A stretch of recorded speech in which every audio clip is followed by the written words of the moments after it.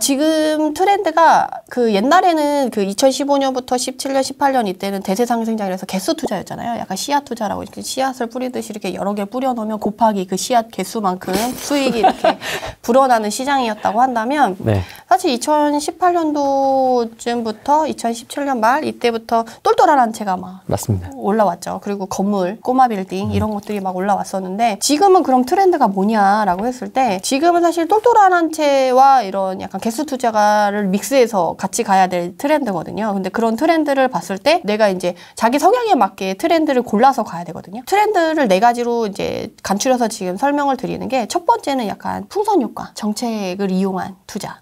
약간 실행력 높으신 분들. 그냥 조정지역 나왔다. 그럼 그날 바로 그냥 그 옆에 있는 지역 가시는 천안 분들. 묶였다 그러면 아산. 그쵸. 요번에 김포 묶였다 그러면 파주 뭐 이렇게 옆으로 가시는 분들. 그런 분들 같은 경우는 이제 실행력 빠르고 리스크 그냥 돈 많아가지고 묶이면 되지. 이러신 분들이 할 수 있는 그런 트렌드 하나가 있고 두 번째는 좀 약간 저처럼 안정적이고 보수적인 사람들이 할 수 있는 방법이 정책에 의해서 형성된 그런 트렌드인데 전세가 상승률이 최근에 높잖아요. 매매가 상승보다는. 그래서 그때 사실 2015년, 13년도부터 형성된 게 사실 전세가 상승보다 매매가 상승이 떨어져서 이제 갭이 붙어서 그때 2015년에 갭 투자가 성행이 된 건데 이 시기가 언제 또 이런 좋은 화랑기가 올 거냐라고 했었는데 그게 너무 빨리 왔죠. 지금 작년 하반기부터 온 거죠. 그래서 전세가 상승률이 지금 웬만한 지역이 100%에서 50% 사이에 다 거의 들어오거든요. 웬만한 지역에. 그러면 그 지역에 이제 전세가 상승률이 높아서 이제 매매가는 안 움직여요. 왜냐면 이미 많이 올라서 좀 저항이 있는 지역들이 꽤 있고 좀 약간 숨고르기 하는 지역들도 있어서 그럼 이제 갭이 붙는 거죠. 그러면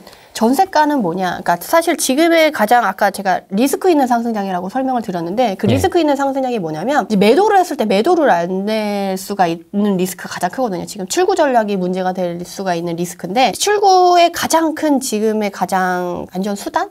이렇게 될 수 있는 게 실수요거든요. 실수요분들은 지금 취등록세 제한 없으시죠? 그리고 대출도 제한 없으시죠? 그럼 실수요자분들이 받쳐줄 수 있을 만한 지역이다라고 한다고 하면 리스크가 상대적으로 많이 반감이 되죠. 그래서 전세가 상승은 높되 매매가 상승이 좀 덜한 그렇지만 가치 있는 좋은 지역. 아까 말씀드린 대로 분당도 약간 그런 사례인 거죠. 좋은 지역에 그런 A급 지역에 하물며 C급 단지라고 할지라도 그런 애들은 물이 들어오거든요. 지금 물이 촉촉촉촉촉 가는 게 보여요. 데이터로도 보이고 현장에 가도 보이거든요. 여기까지 오겠어? 이런 애들도 제가 그때 그런 걸 확 느꼈던 게 그 수원에 작년 신분당선 예타 통과가 2019년도 초반인가에 됐었거든요. 근데 아시잖아요. 신분당선 그 예타 통과가 사실 별거 아니잖아요. 그렇게 해서 그 신분당선이 막상 개통할 때까지 10년이 걸릴지 20년이 걸릴지 아무도 모르는 상황에서 예타 통과 하나만으로 그 수원의 장안구 쪽이 1억씩 오르고 호매실이 1억씩 올랐거든요. 근데 제가 그때 장안구 쪽에 저평가된 단지 말고 저렴한 애는 이렇게 안 오르는 거야 라고 예시를 들었던 단지가 있거든요. 네. 근데 그 걔는 완전 C급 단지, D급 단지였던 거죠. 근데도 걔도 물이 들어가더라고요. 물론 가성비는 많이 떨어지지만 그래도 걔도 물이 들어와서 오르는 걸 보고 정말 미쳤다.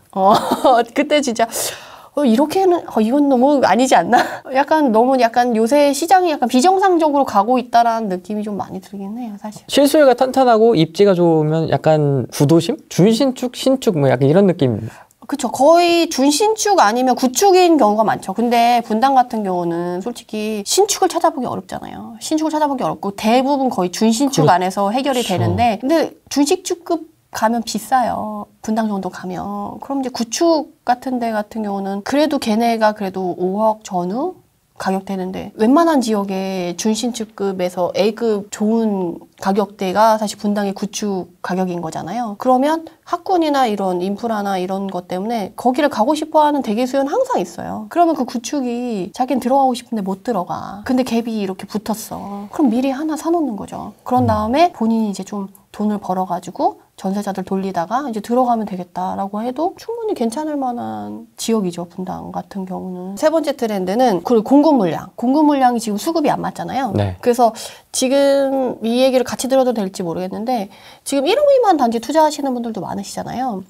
다주택자, 법인 이런 분들 그런 지역들 중에 그냥 막 1억 미만이라고 막 들어가시는 분들이 있는데 그런 건 좀 리스크가 있어요. 특히나 이제 재개발, 재건축 생각하고 들어가시는 분들도 많은데 근데 그게 진행이 안 된 애들만 취등록세 중과배자잖아요. 근데 그런 애들이 그냥 싸다는 이유로 그냥 워낙 투자할 데가 없으니까 돈이 남아도니까 그냥 내 주머니에 넣어놓는 것보다 그래도 하나 박아놓는 게 낫겠지라는 마음으로 들어가시면 뭐 말릴 수는 없지만 그런 데는 좀 리스크가 있단 말이에요. 그렇지만 정말 그런 지방에서도 좀 약간 괜찮은 중소도시들 있잖아요. 그런 애들은 1억 미만 단지지만 실수요가 받쳐주는 이런 애들이 있어요. 다만 그런 애들이 왜 1억 미만이 됐냐라고 하면 공급 물량이 최근에 많았어가지고 많이 빠진 거예요. 근데 워낙 정책이 계속 그렇게 하니까 지방 같은 경우는 그런 정책 영향이 더 크게 영향을 받거든요. 서울이나 뭐 수도권은 회복 탄력성도 워낙 크고 그렇게 정책이 발표돼도 그냥 너는 너 나는 나 이렇게 가는데 지방은 안 그래요. 움찔움찔하는 거예요. 네, 되게 지방일수록 약간 보수적인 실수요자분들도 많으시고 좀 약간 더 보수적이세요. 그래서 정책이 뭐 발표됐다 그러면 그냥 모든 걸 스탑하시거든요. 그러다 보니까 물이 들어올 때가 됐는데 멈추는 거죠. 그럼 물이 안 들어와. 그러다 보니까 얘네들은 회복을 못하고 계속 그 낮은 매매가로 계속 가는 애들이 있거든요. 근데 실수요는 받쳐줘. 그러다 보니까 지금 또 전세 매물이 안 나오잖아요. 그런 애들은 또 전세가가 이렇게 올라오는 거죠. 2018년도, 19년도에 그런 중소도시에 이런 식으로 공급 물량이 많이 들어왔고 실수요자는 많이 받쳐주는 지역인데 가격이 완전 내려가는 애들이 있었거든요.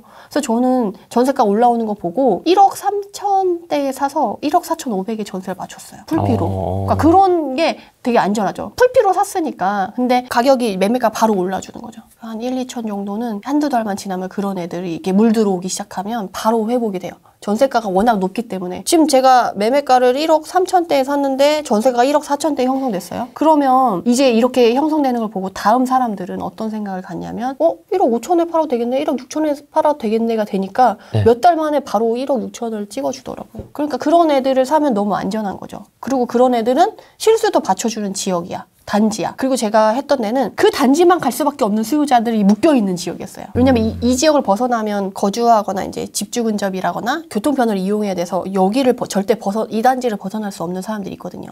그런 사람들한테는 실수요도 받쳐주고 공급 물량 때문에 매매가 떨어졌지 전세가 올라주지. 그러니까 이런 조건이면 또 안전하게 공급 물량을 이용해가지고 투자를 할 수가 있죠. 그래서 수급불균형이라고 하죠. 공급 물량은 많고 이제 많았다가 없어졌고 지금 수요는 많은데 그 공급이 따라주지 지금은 공급이 없잖아요 또.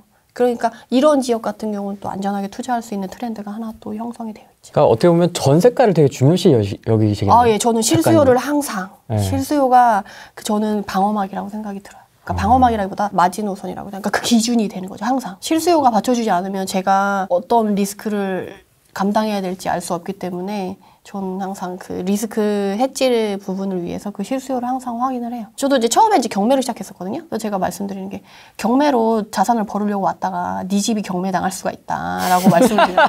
아니 왜냐면 자금 운용이라던가 리스크 관리가 안 되면 그렇게 되거든요. 네 번째는 요새 이번 정부가 밀어주는 거죠. 호재, 교통호재 밀어주고 있잖아요. 이걸 이용을 안 할 수는 없는 거죠. 그래서 호재를 또 이용을 해서 투자를 하는 거죠. 특히 아까 수원의 신문왕서 예타통과도 어떻게 보면 그것도 이용할 수가 있는 거예요. 부동산 분위기 너무 좋으니까 그때 또 수원에 물이 들어왔을 때거든요. 한참. 수원 사람들이 깜짝 놀랐어요. 우리 지역이 이렇게까지 상승을? 약간 이런 분위기였거든요. 교통호재가 개통이 돼도 부동산 분위기가 안 좋으면은 가격 상승이 없어요. 1도 없어요. 예로 들면 부천에 그 7호선 부천 시청역 그 개통이 됐을 때 2012년도였거든요. 1도 안 올랐어요. 개통하고. 1년, 1, 2년 동안 개통 전후로 그 기간 동안에 1도 안 올랐었어요. 그때만 해도 평당가가 1,000이 안 됐을 때였거든요. 부동산 분위기가 2012년이면 아시죠? 바닥을 찍을 때여가지고 분위기가 안 좋아서 아무리 개통 호재가 있어도 가격이 안 움직였었는데 지금 수원은 물이 들어왔고 부동산 분위기 너무 좋을 때였고 교통 호재가 정말 아무것도 아닐 수 있는 그런 예타통화 하나가 딱 터졌더니 1억이 쫙쫙쫙 올라주는 거죠. 그러니까 이런 거를 활용을 하는 거예요. 그래서 이렇게 근데 호재만 가지고 투자하는 건 좀 위험해요. 그러니까 트렌드에서 교집합되는 지역을 먼저 가라. 그리고 거기 지역 안에서 어떤 트렌드를 주로 사용할 건지 선택해서 단지를 선택해서 가라고 말씀드리거든요. 중요하게 보시는 포인트는 어떤 순서대로 좀 보세요? 전세가일 것 같고. 네네. 우선 실수요가 받쳐주는지. 그리고 저는 조건이 한 리스트가 7, 8개가 있어요. 보수주의 메디테라의 그 투자 선정 기준 이렇게 해가지고 1번.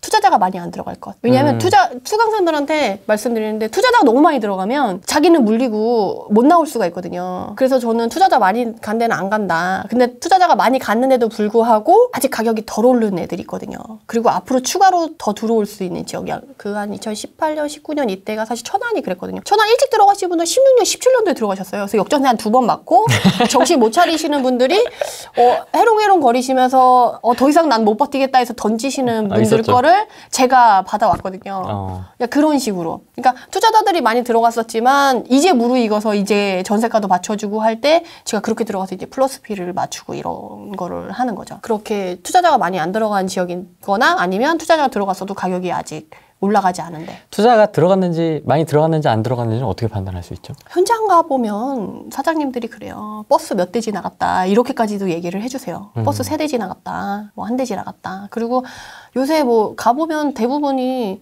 매물 없어요 라는 얘기가 나오는 단지들은 왜 없어요? 그렇게 물어보면 벌써 늦었어. 한 발짝 늦었어. 투자자들이 벌써 한번 쓸고 갔어. 이렇게 얘기를 하거든요. 그리고 뭐 데이터상에서도 보면 딱 투자자들이 좋아하는 조건들의 리스트가 상위에 딱 떠 있어요. 최근 6개월간 상승률로 1년이든 6개월 상승률로 쫙 뽑아보면 싼 거, 재건축이 기대되고 오래된 아파트들 이런 것들이 상위를 차지하고 있어요. 근데 지금 실소유자분들은 새 아파트 좋아하시거든요. 새 아파트 안 되면 준신축 좋아하고 그런데 그런 아파트들이 거래가 제일 많고 상위를 차지하고 있다는 건 투자자들이 그만큼 많이 움직이고 있다는 반증이거든요. 그러니까 내가 그 지역 안에서도 실수요자를 따라서 움직일 건지 투자자를 따라서 움직일 건지 같은 지역이어도 어떤 단지를 고르냐에 따라서 상승률이 다르고 그 결이 다르다고 해야 되나? 약간 그 투자자들도 100명이면 100명 다 똑같이 아파트를 하더라도 방법이랑 전략이랑 단지 고르는 그 기준이나 이런 게 틀려요. 다 다르죠, 다. 네네네. 그래서 결이 다르게 자기가 이제 살아남을 수 있는 방법, 리스크를 해지할 수 있는 방법을